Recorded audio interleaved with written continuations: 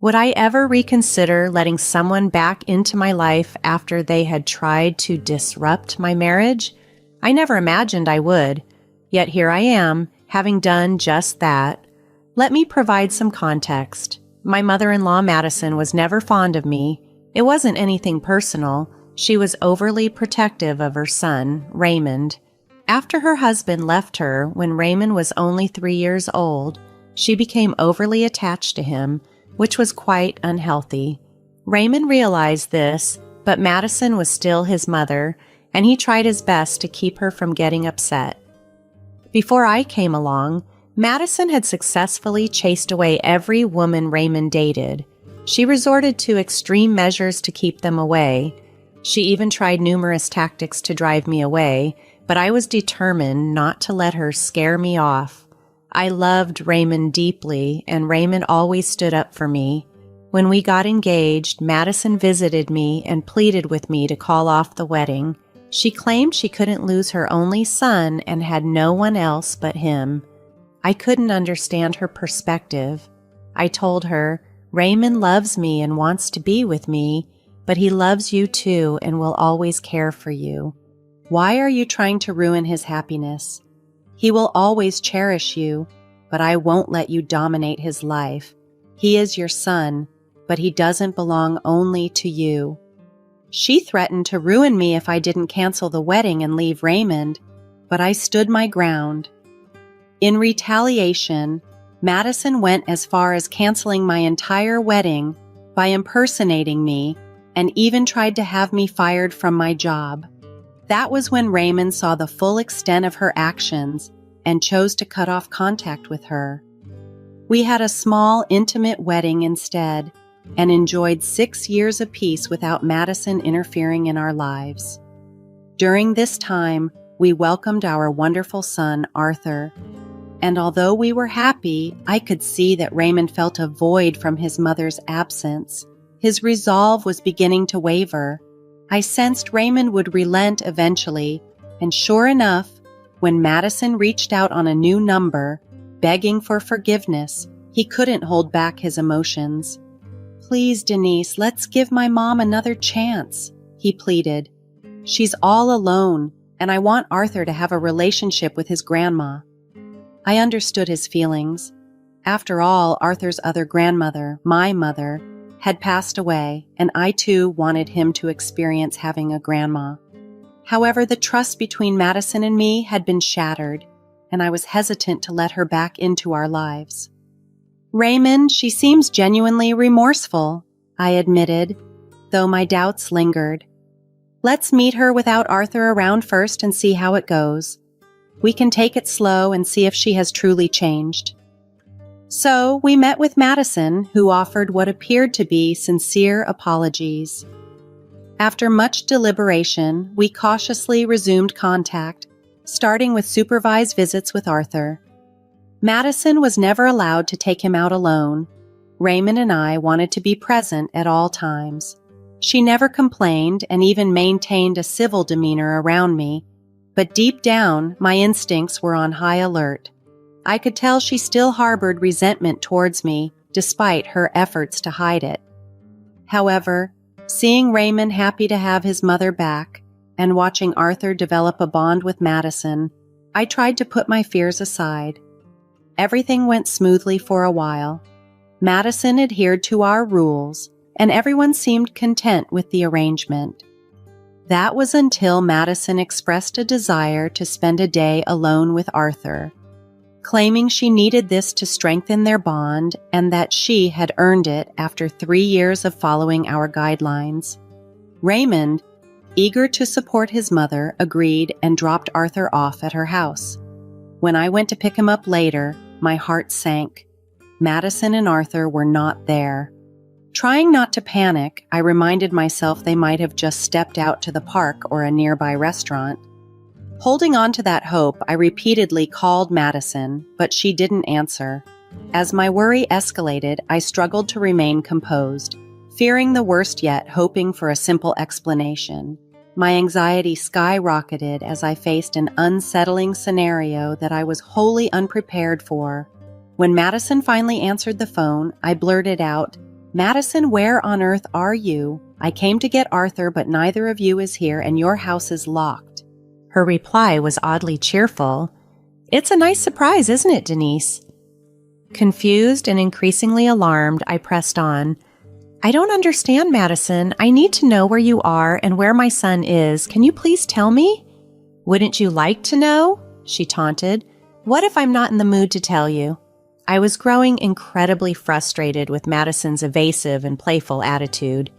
I pride myself on being direct and forthright, always getting straight to the point.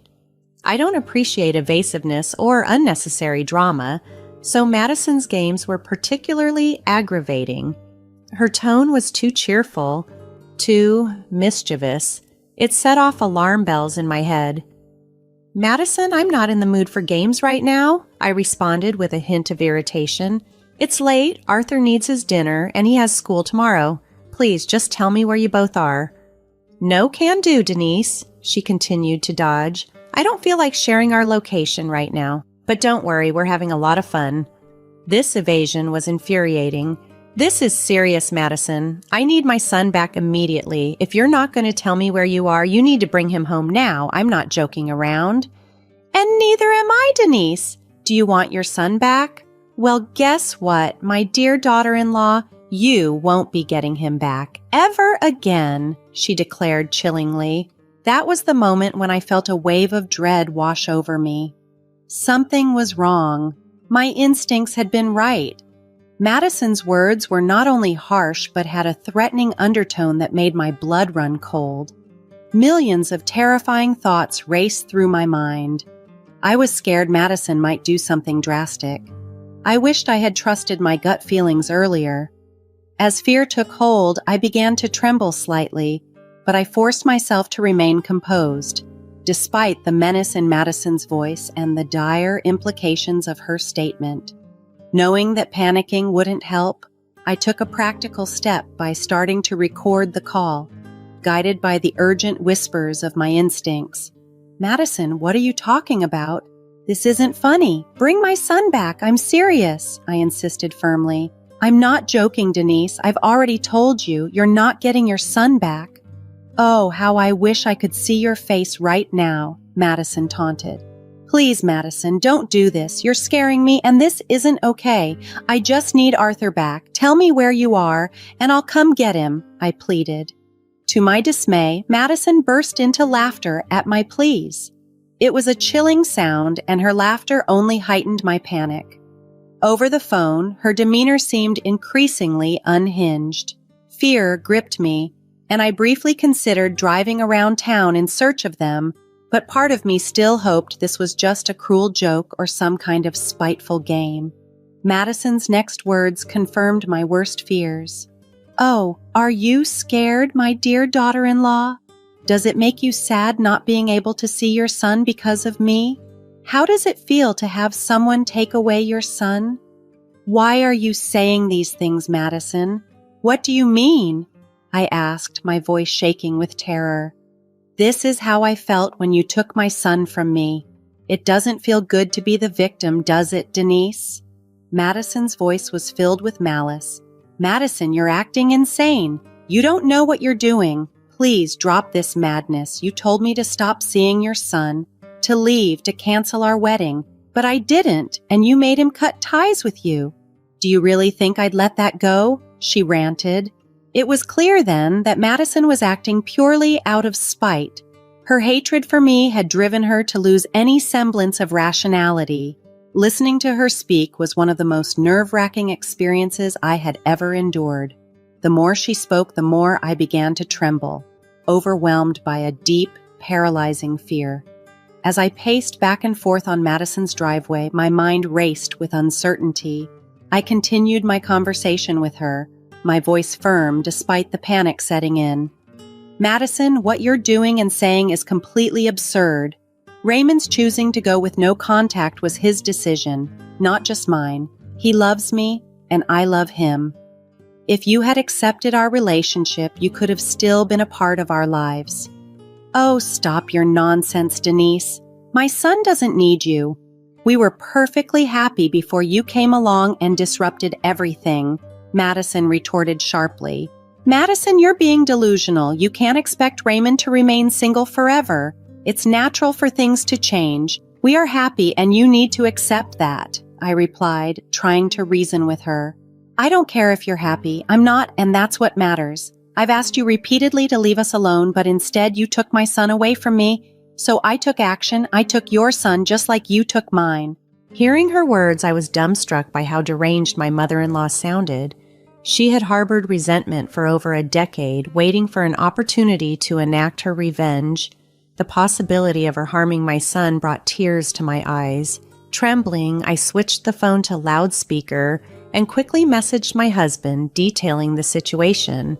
Meanwhile, I tried to engage Madison further, hoping she might inadvertently reveal their location. Madison, please, this has to stop. You're upset with me. I get it, but leave my son out of this, I pleaded. Oh, please, I'll do whatever I want. You took my son, so taking yours is only fair, she responded coldly. Think about Raymond. You love your son, right? What you're doing now will only push him further away. He'll resent you for this, I countered, trying to appeal to her maternal instincts. Raymond will come around, he always does. Soon it'll be just him, me, and my grandson, and we'll be happy without you, Madison declared confidently. You're wrong, Madison. Raymond will never forgive you for this. He's already left his office and is trying to find you, I informed her, hoping to shake her resolve. It won't do him any good. He won't find me or Arthur. I'll reveal our location when Raymond realizes he made a mistake by marrying you, she replied, her tone mocking. Fed up with her games, I threatened. Enough, Madison. Tell me where you are or I swear I will call the police. Madison's laughter chilled me to the bone. It was clear she had meticulously planned this and wasn't afraid of getting caught. Good luck with calling the cops, Denise. It won't do you any good. What do you mean? What have you done with Arthur? I demanded, my voice breaking as fear and frustration overwhelmed me. As I stood in Madison's driveway, my heart racing with fear, Madison's chilling words echoed through the phone. Denise, I'm not even in your state anymore, so calling the cops won't help you much. By the time they find me, we'll already be gone. Her words were a blow. What is wrong with you, Madison? You need serious help. You're acting psychotic. That will never happen, Denise. It's only a matter of time before Raymond comes back to me. Arthur loves me too, and I'm sure we can convince him to live happily without you. You took one person from me. I'll take two from you, Madison retorted with a twisted logic that sent shivers down my spine. My thoughts spiraled into panic. Meanwhile, Raymond had rushed to the police station to file a report. As I tried to glean more information from Madison, my worst fears were confirmed when she revealed that she had taken my son out of state. My heart shattered, enveloped by a frigid wave of dread. I prayed desperately that Arthur would remember everything I had taught him about safety. Just as I was on the verge of breaking down, a loud banging noise erupted from the phone. I could hear my son's voice, muffled but distinct, arguing with Madison. What's going on, Arthur? Why have you locked yourself in the bathroom? I know you tried to kidnap me and you want to take me away from my mom. You lied, saying my parents wanted to surprise me. I heard you on the phone saying you won't take me back to them. Arthur's brave words cut through the tension. Don't be such a child, Arthur. We're having fun, right? Your dad will be here soon, and then the three of us can have a good life here. We don't need your mother anymore. Madison tried to coax him out, her voice a mix of manipulation and desperation. Hearing Arthur's resistance gave me a sliver of relief. He was okay and resisting Madison's manipulation. It was evident that he had realized her deceit. The rage within me boiled over, and I longed to confront Madison directly for her betrayal and manipulation. Madison was momentarily distracted, trying to persuade Arthur to leave the bathroom. I seized this opportunity to shout into the phone, my voice filled with both determination and maternal fear. Arthur, Mommy is here. I promise you, your dad and I will get you out of this. Please be brave for me. Madison scoffed, dismissing my pleas with cold disdain. There's no use trying to make false promises to your son, Denise. But her words fell on deaf ears as my focus remained solely on reassuring my son, fueled by a mix of hope and desperation. In this tense standoff, Madison taunted confidently, "You and I both know he will stay with me from now on. There's no way you'll ever find us." However, Arthur's voice came through, clear and composed. "Don't worry, Mom. I'm okay. I called the police on the hotel landline just like you taught me. They'll be here soon. I'm still on the phone with them." Holding the cordless phone, he had managed to lock himself in a safe place. Hearing Arthur's words brought a wave of immense relief. The shaking in my legs began to subside, replaced by a deep sense of pride. My son hadn't forgotten the safety lessons I had taught him. Despite his affection for his grandmother, he recognized the danger she posed and took intelligent action. My boy was both clever and brave. Locking himself away and alerting the authorities was exactly the kind of quick thinking we had talked about. As I continued to reassure and encourage Arthur over the phone, Madison became frantic. "What did you do, you little devil? You called the cops on me?" she screamed. "Arthur, I'm your grandmother. Do you think I didn't teach my son anything? He knows exactly what to do when someone is unsafe. He's not stupid. Unlike you, Madison." "Your game is up," I countered sharply. "I can still take him away, Denise. He's still with me and you don't even know where we are," Madison blustered, still trying to maintain control. Unfazed, Arthur interjected, "There's no use trying to call the cops. Well, the 911 operator is saying they're already at the hotel and you can't get me out before they come. I won't come out. Mom, we're in Salt Lake City, Utah. Come and get me." My mind reeled at the revelation that Madison had spirited my son 3 states away, ensuring it would be difficult for us to reach him quickly. Without Arthur's bravery in disclosing their location, we might have remained in the dark. Madison continued to mutter displeased and resentful comments, now directed at both Arthur and me. "It was a mistake bringing you here, Arthur. You are a wicked child, just like your mother." Despite her harsh words, I was galvanized by the knowledge that help was close at hand, and my son had done everything within his power to ensure his rescue. The audacity of Madison's actions left me seething, but the focus remained steadfast on reuniting with Arthur and ensuring his safety. After the chilling revelations from Madison, I should have immediately gone after my son, but that alone wouldn't have resolved the situation. Madison, defiant and delusional, still believed she could manipulate her way out of anything. "Your son wouldn't support your insane actions, Madison. He's at the police station reporting you right now," I told her firmly. "No, he wouldn't do that to me. Raymond wouldn't do that to his mother," Madison responded, disbelief in her voice. "Why don't you ask him then?" "I'm already at the police station," I replied, knowing full well that Raymond was taking active steps against her. At that moment, Raymond, who had been at the police station just a few blocks from Madison's house, arrived. He looked both angry and worried. Throughout this ordeal, I had been texting him updates, including how Arthur had bravely protected himself. Our immediate goal was to keep Madison distracted until the police could intervene directly at her location. I handed the phone to Raymond as soon as he approached. His anger palpable, he confronted his mother. "Mom, what have you done? How dare you kidnap my son and think I would support this? How could you do such a thing?" "Why are you so angry with me, Raymond? I just wanted my son back. I wanted you back. So I did this. I didn't hurt Arthur. I just wanted to teach your wicked wife a lesson." Madison tried to justify her actions. "Don't you dare insult my wife and try to justify your actions, Mom. You are the wicked one here and no one else. After what you did today, I regret ever letting you back into our lives," Raymond retorted sharply. "How could you say that to me, Raymond? I'm your mother. I should come first in your life. Your wife has poisoned you against me," Madison pleaded. "That's it, Mom. I don't want to hear another word from you.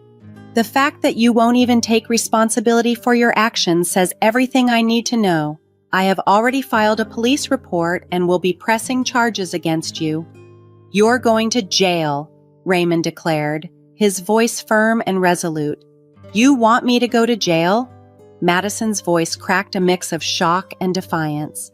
Absolutely, Mom. You're going to pay for what you tried to do. You're never getting forgiven. We will be filing a restraining order, and don't even think about coming back into our lives again. You are dead to me, Raymond stated, his anger reaching its peak. Raymond's fury was a clear sign of his absolute resolution. The trust and bond that might have been salvaged had been irreparably broken by Madison's actions. He was prepared to ensure justice for his family. Undeterred by any lingering familial ties to his mother, Raymond was resolute, his determination as clear as day. He was ready to see his mother face legal consequences for her actions, regardless of the pain it caused him. I couldn't help but feel a surge of pride for my husband as he stood up to his mother, ensuring she faced serious and deserved consequences for her betrayal. Madison, on the other hand, was overcome with despair. As the police finally stormed into her hotel room, her demeanor shifted dramatically from defiance to desperation.